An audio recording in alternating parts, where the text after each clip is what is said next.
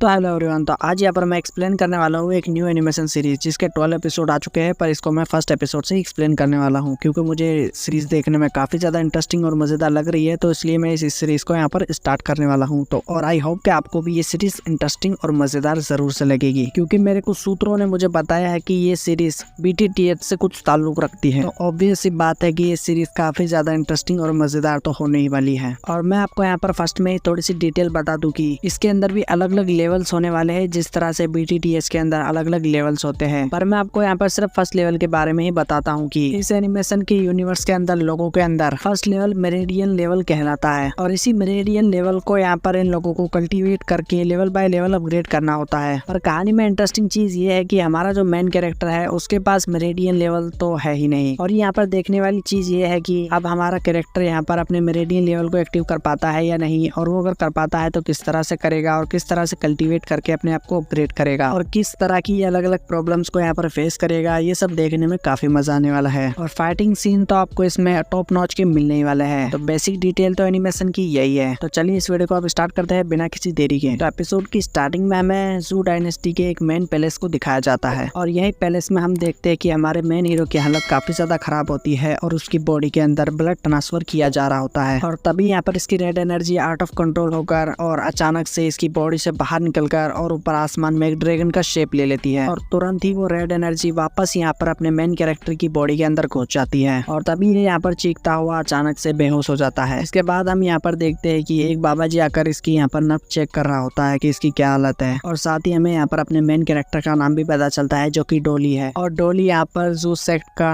King का बेटा है और ये एक प्रिंस है। और तभी यहाँ पर ये बाबा जी डोली के मदर फादर को बताने लगता है कि जो हम इसका ऑपरेशन कर रहे थे ब्लड ट्रांसफर का वो तो सक्सेस हो गया है, पर अगले 3 साल बाद जब हम इसका फिर से ब्लड ट्रांसफर करेंगे तो कोई गारंटी नहीं है कि वो भी सक्सेस हो जाए क्योंकि इसकी हालत हर 3 साल बाद बहुत ही बदतर होती जा रही है क्योंकि ड्रैगन पॉइजन इसकी बॉडी के अंदर बहुत ही बुरी तरह से फैल रहा है। तो शायद हो सकता है कि अगली बार प्रिंस यहाँ पर ना बचे। तभी डोली की मदर यहाँ पर बोलने लगती है कि तो क्या हम कुछ नहीं कर सकते हैं हमारे बेटे को बचाने के लिए, जिस पर वो बाबा जी बोलता है कि डोली से ज्यादा मुझे आपकी चिंता है क्योंकि ब्लड ट्रांसफर के बाद आपकी हालत भी दिन पे दिन खराब होती जा रही है। तो मैं तो यही कहूंगा कि आप अपना भी ख्याल रखें। तभी यहाँ पर डोली जाग जाता है और वो बोलता है कि तो मेरे पास सिर्फ 3 साल है जिंदा रहने के लिए। और फिर यहाँ पर डोली अपने फादर से पूछता है कि आखिर मेरे अंदर ये ड्रैगन पॉइजन आया कैसे, आखिर मेरे साथ हुआ क्या था, आप मुझे सब कुछ सच सच बताइए। और इस ड्रैगन पॉइजन के चलते ही मेरी गैदरिंग लेवल भी यहाँ पर अपग्रेड नहीं हो पा रही है। और इस पर डोली का फादर जवाब देता है कि क्या तुम्हें वो डायनेस्टी के बारे में पता है, जिस पर डोली जवाब देता है कि हाँ मुझे पता है उसके बारे में। जिसके बाद यहाँ पर डोली के फादर यहाँ पर एक बैक स्टोरी बताते हैं कि डोली के साथ क्या हुआ था। 100 सालों से वो फैमिली जू फैमिली के यहाँ काम किया करती थी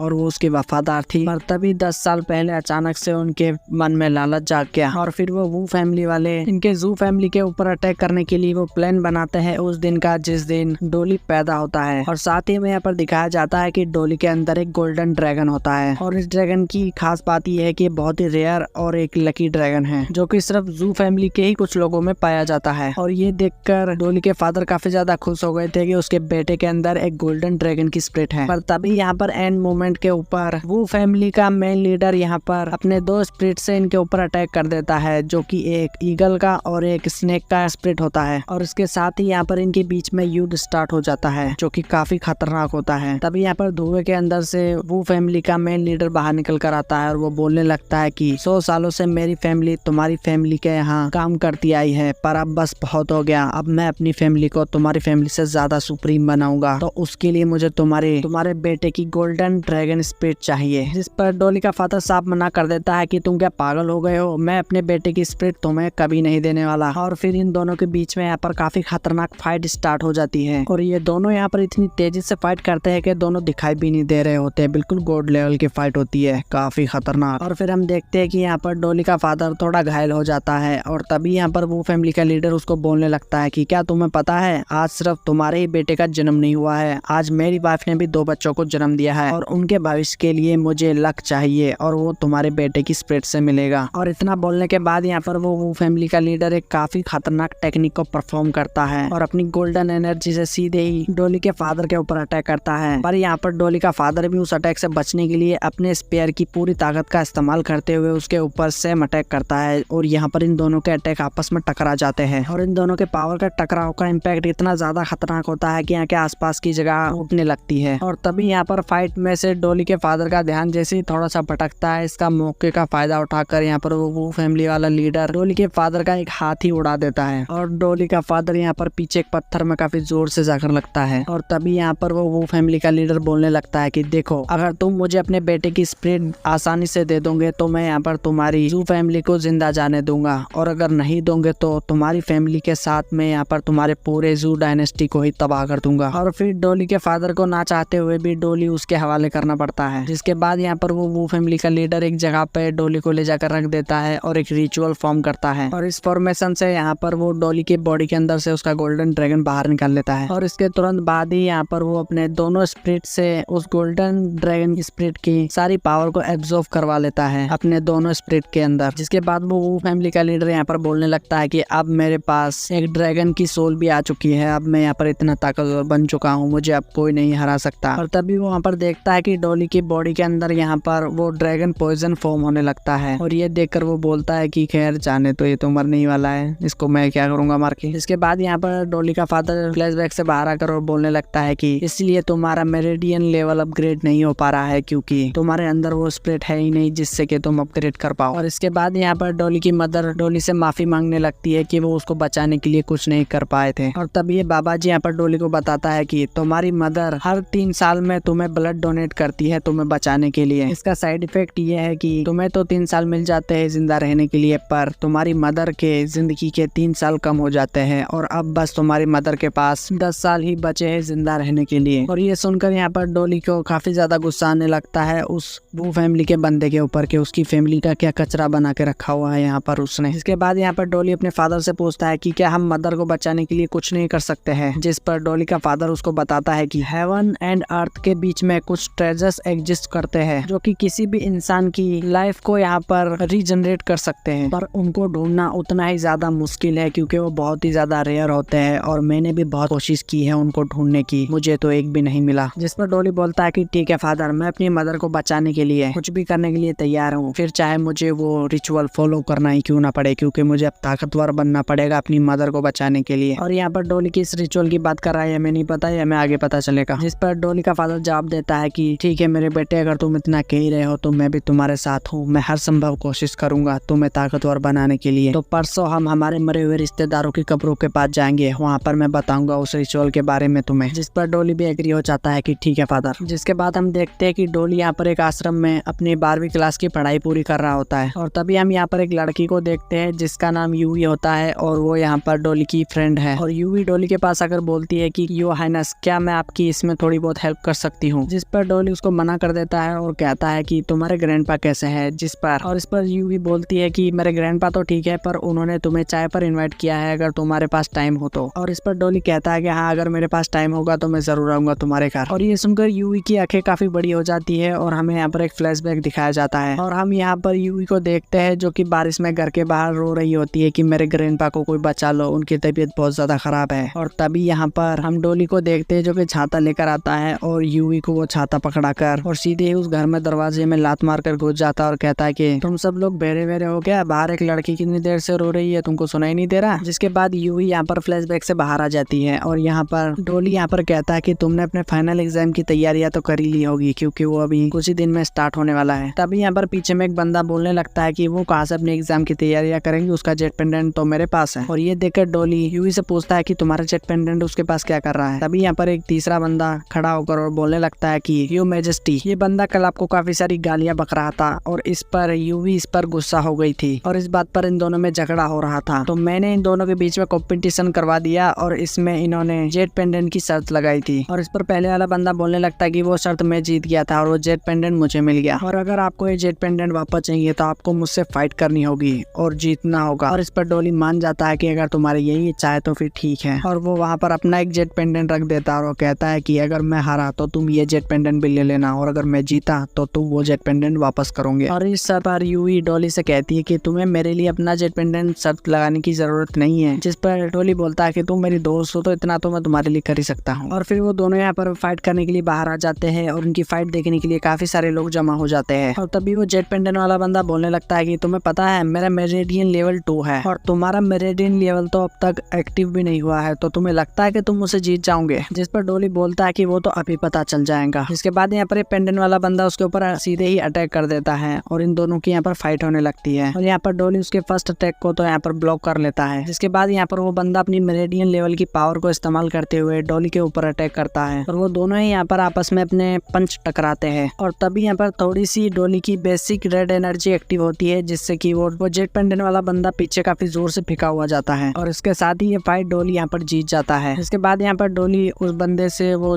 पेंडेंट ले लेता है और वो बोलता है कि तू है तेरे मेरेडियन लेवल के ऊपर। इसके बाद हम यहाँ पर देखते हैं कि डोली और यूई यहाँ पर आपस में बातें कर रहे होते हैं और डोली कहता है कि ये जेट पेंडेंट दोबारा किसी और को मत दे देना। यूई कहती है कि तुम सच में मेरे काफी अच्छे दोस्त हो, तुम हमेशा मेरी हेल्प करते हो, मैं तो इस जगह में रहने के लिए लायक भी नहीं हूँ पर तब भी मुझे यहाँ पर लेकर आए तुम, मेरी इतनी सारी हेल्प करने के लिए तुम्हारा शुक्रिया। जिस पर डोली उसको कहता है कि तुम्हें शुक्रिया कहने की कोई जरूरत नहीं है और वो उसको कहता है कि कल मैं अपने पिताजी के साथ हमारे मरे हुए रिश्तेदारों के यहाँ जा रहा हूँ रोने के लिए, तो तुम अपनी प्रैक्टिस कल खुद ही करना। इसके बाद हम यहाँ पर देखते हैं कि डोली उस जगह पर आ जाता है अपने फादर के साथ जहाँ पर वो सीक्रेट रिचुअल फॉलो करने के लिए, जिससे कि यहाँ पर डोली की पावर शायद फिर से एक्टिव हो सके। इसके बाद यहाँ पर डोली का फादर बोलने लगता है कि ये जगह को सिर्फ हमारी फैमिली का प्योर ब्लड ही अनलॉक कर सकता है। हमारे फैमिली के काफी सारे लोगों ने इसको खोलने की कोशिश की है पर इसको आज तक कोई नहीं खोल पाया है, पर मुझे यकीन है कि तुम्हारा ब्लड इसको अनलॉक जरूर कर देगा। तभी वहाँ पर डोली अपने ब्लड की एक बूंद टपकाता है वहाँ पर और वहाँ पर कुछ होता नहीं है, जिससे कि डोली के फादर और डोली दोनों ही वहाँ पर मायूस हो जाते हैं कि अब कुछ नहीं हो सकता। और तभी वहाँ पर अचानक से एक फॉर्मेशन एक्टिव हो जाती है जिसके अंदर यहाँ पर डोली कैद हो जाता है और उसका फादर बाहर ही होता है और उस फॉर्मेशन के अंदर काफी सारे पत्थरों के अंदर से काफी सारी लाइटनिंग डोली के ऊपर अटैक करने लगती है और इसे देखकर डोली का फादर बोलता है कि हो सकता है कि ये कोई टास्क हो जो तुम्हें पूरा करना होगा इस लेवल को पूरा करने के लिए। तभी यहाँ पर डोली उन अटैक से बच तो रहा होता है पर अचानक से वो अटैक काफी सारे बढ़ने लगते हैं और उसकी बॉडी के अंदर वो सारी